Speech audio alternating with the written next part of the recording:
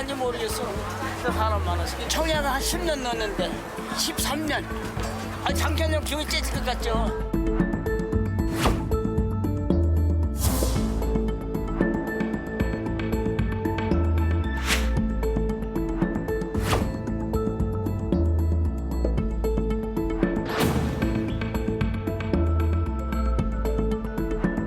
그건 명백한 부패죠. 그런 사람을 심사위원으로 끌어들였다는 것 자체가 반드시 수사를 해봐야죠.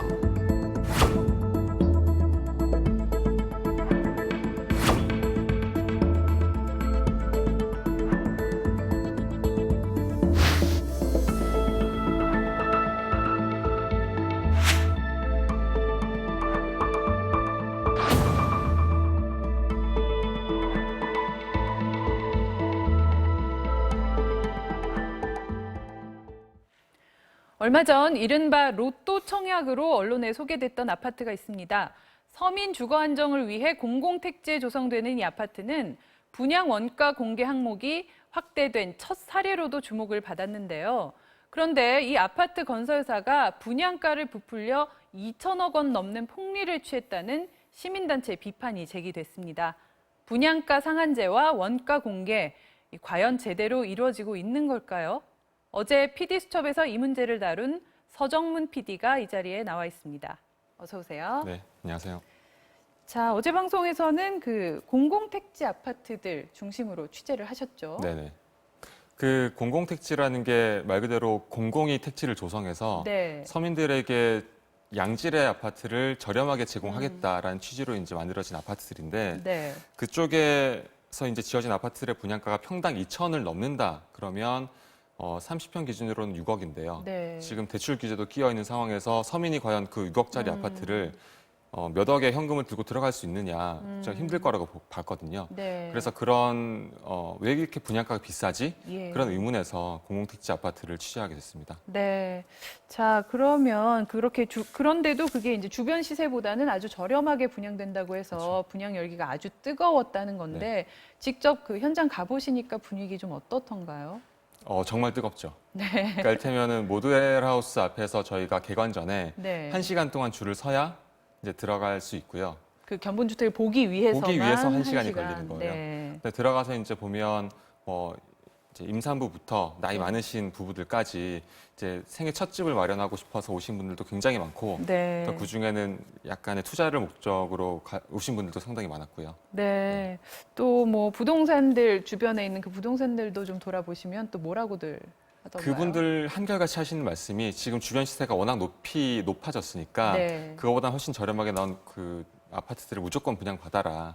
받으면 앉아서 돈 버는 거다. 그런 얘기를 굉장히 많이 하셨죠. 네. 자, 그런데 이런 공공택지 아파트들은 그렇게 그 정부가 저렴하게 땅을 공급해주는 대신에 이제 그 분양가 상한제 그리고 분양 원가 공개 의무가 생기는 그렇죠. 거잖아요. 네. 이건 결국 그 분양가를 좀 낮추기 위한 정책들인데 네.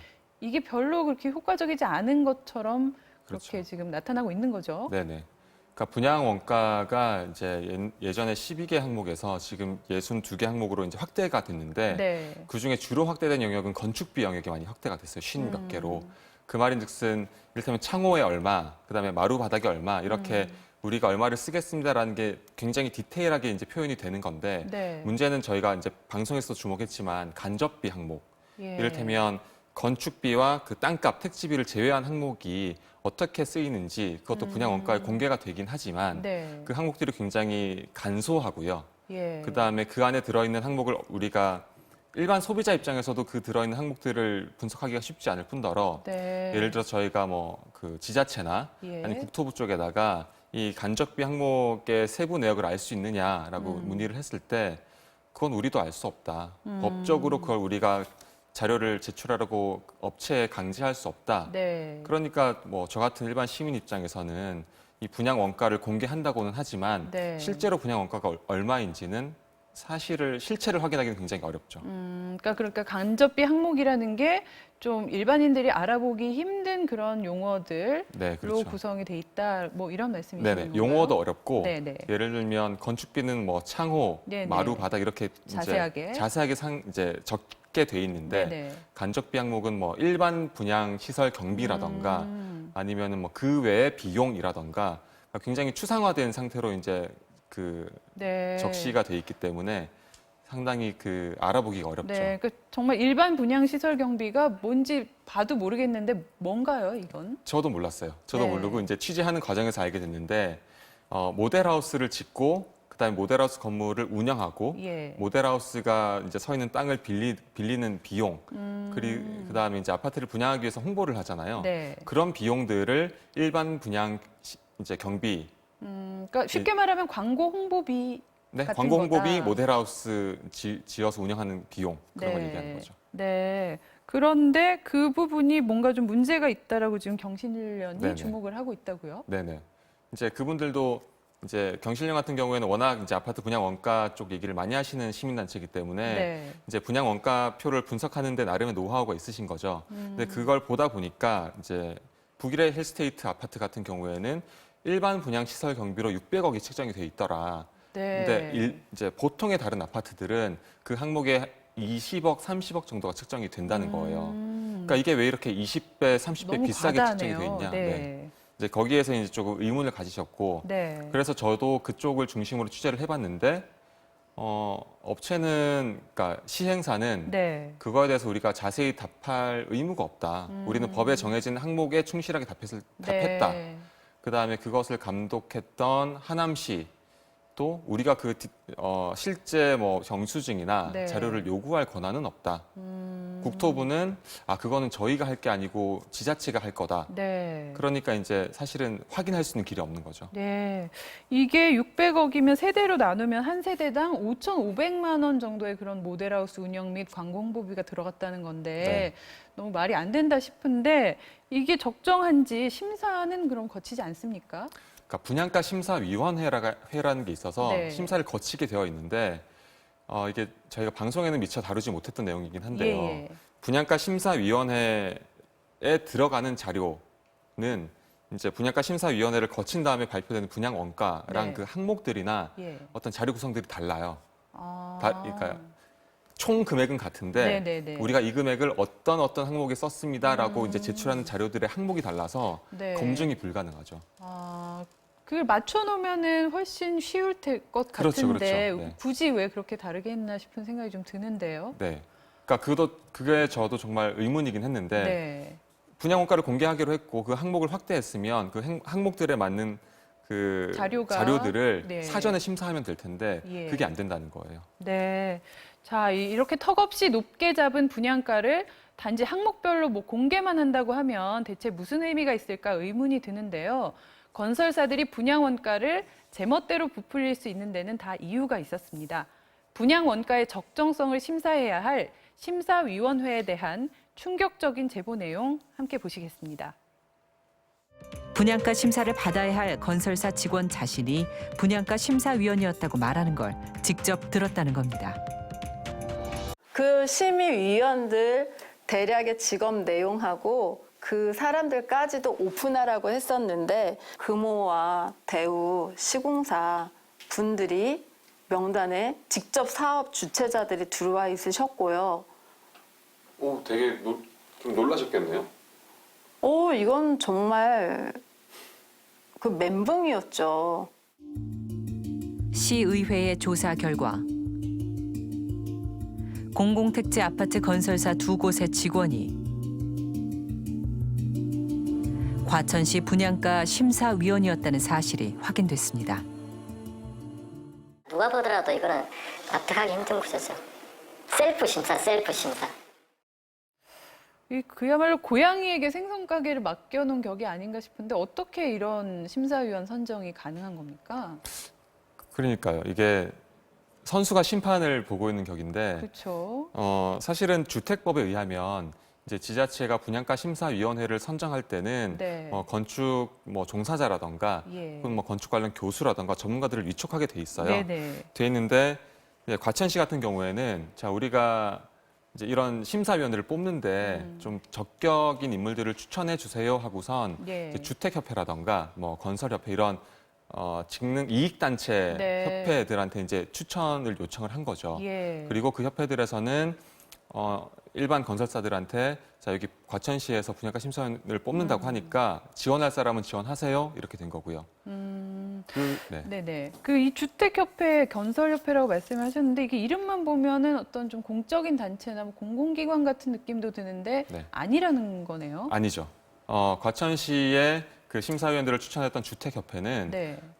건설사들이 61개 건설사들이 회비를 내는 그래서 운영이 되는 그 협회고요. 네. 주택협회가 대표적으로 했던 게 분양원가 공개 반대, 분양가 상한제 반대. 네. 그러니까 이를테면 지금 정부가 분양가 상한제를 실시하고 원가 공개를 하는데 네. 그거를 가장 전면에서 반대했던 그런 네. 단체들이죠. 그러니까 대형 건설사들의 이익을 대변하는 그렇죠. 그런 단체인데 거기에다가 심사위원 위촉을 뭐 자문을 구했다라는 그렇죠. 그런 상황인 거네요. 네. 그러면 이런 그 내부적으로 이렇게 장난을 좀 치지 못하도록 아예 모든 그 심사위원 선정 과정을 공개하는 거는 어떻습니까? 그러니까 제 상식엔 공개하는 게 맞다라고 보는데요. 네네. 전국에 지금 230여 개 지자체 중에 분양가 심사위원회의 명단이나 그 회의 내용을 공개하는 지자체는 10곳이 채 안 되거든요. 아, 왜 그런가요? 그러니까 일면 이해는 돼요. 네. 자, 분양가 심사위원들의 명단을 공개하게 되면 이제 그 사람들한테 뭐 건설사들이나 뭐 시행 시공사들이 압력을 넣지 않겠냐, 혹은 로비를 하지 않겠냐, 네. 그런 걸 사전에 차단하기 위해서 비공개를 하는 거다라는 이제 입장도 있는데 네. 이제 그 내부의 심사위원들 얘기를 들어보면 네네. 그거 공개 안 해도 건설사들은 다 안다는 거예요. 아름아름 워낙 이제 네트워크가 있기 때문에 예. 일반 시민들은 몰라도 건설사들은 누가 심사위원인지 다 안다. 차라리 그래서 공개하는 게 낫다. 이렇게 얘기하시는 분들이 계시죠. 네. 자, 이 로또 분양이라는 문구에 현혹된 사람들이 무리하게 대출까지 받아가며 청약 경쟁에 뛰어들고 있는데요. 부동산 관계자들은 정말 로또를 맞는 건 입주자들이 아니라고 말합니다. 들어보시죠. 근데 이제 문제가 되는 건 뭐냐면 대출을 받고 집을 산 사람들이라면. 그렇죠. 예, 대출을 받고 집을 산 사람들 집값이 떨어졌을 때 경매로 넘겨야지 어떡합니까? 예. 그러면은 진짜 로또 맞은 건 누구예요? 로또 맞은 사람들은 건축비가 올라서 분양가가 올라잖아요. 네. 분양가 올라가면 당연히 시공사들 아닙니까? 네. 시공사들이 당연히 로또 맞았겠죠. 로또죠, 당연히. 그래서 거기는 뭐 부동산 시세랑 상관없이 바로 로또 맞은 거예요? 그렇죠. 이미 맞아버린 거죠. 분양이 성공하면 바로 맞아버린 거예요. 분양 계약을 처리하기 힘들지 않습니까? 네. 굉장히 잘못된 구조예요. 예, 저는 그래서 공공이 분양, 택지 분양이 잘못됐다고 생각해요. 소민들이 돈을 벌 수 있는 기회를 줘야 되는데 지금은 소민들보다는 이제 민간 업체들이 벌게 되는 구조로 되어 있는 거죠. 로또는 그쪽이 맞는 거예요? 그렇죠. 전부 개인이 로또가 아니라 그 사람들이 로또인 거죠. 자, 이 사안에 대해서 국토부의 입장은 뭔가요? 면밀히 살펴보겠다. 네. 하지만 기본적으로 분양가 심사는 지자체의 몫이다. 이런 입장입니다. 그럼 또 지자체는 정부가 해야 된다 이렇게 얘기를 할 것 같은데요. 그러니까 지자체 같은 경우에는 정부가 정해준 룰 안에서 우리는 네. 최선을 다하고 있다. 그 룰을 바꾸지 않으면 달라지는 건 없을 거다. 그런 입장입니다. 네. 자, 마지막으로 취재를 해보니 이 네. 분양가 상한제 또 원가 공개와 관련해서 좀 가장 시급하게 좀 보완돼야 될 부분이라든지 이런 부분 어떤 부분이라고 좀 생각을 하셨나요? 그러니까 바꿔야 될 부분들은 굉장히 많은데 네. 제가 취재하면서 느꼈던 건 지금 당장 바꿀 수 있는 건 그 분양가를 심사하는 사람들이 누구냐, 그 분양가 심사 과정이 어떻게 진행이 됐느냐라는 거를 시민들한테 있는 그대로 투명하게 알리면 최소한 지금 당장 할 수 있는 최소한의 제어 장치는 될 수 있겠다라는 생각이 들었습니다. 네, 좀 어떤 그런 걸 하고 있는 사례도 있습니까? 네, 저희 방송에 나왔던 뭐 전주라던가 네. 뭐 제주, 그다음에 과천시 같은 경우에는 지금 분양가 심사위원들을 공개하거든요. 네, 알겠습니다. 자, 이 취재 과정에서 만난 시민들은 공공택지 분양 아파트는 국가가 관리한다는 믿음을 가지고 있었다고 합니다. 그런데 아무리 좋은 제도를 도입하더라도 본래 취지에 맞게 시행이 되지 못한다면 무슨 소용일까요? 분양가 심사 과정의 투명성을 높이기 위한 제도적 보완이 시급해 보입니다. 지금까지 PD수첩 서정문 PD와 함께했습니다. 감사합니다. 네, 감사합니다.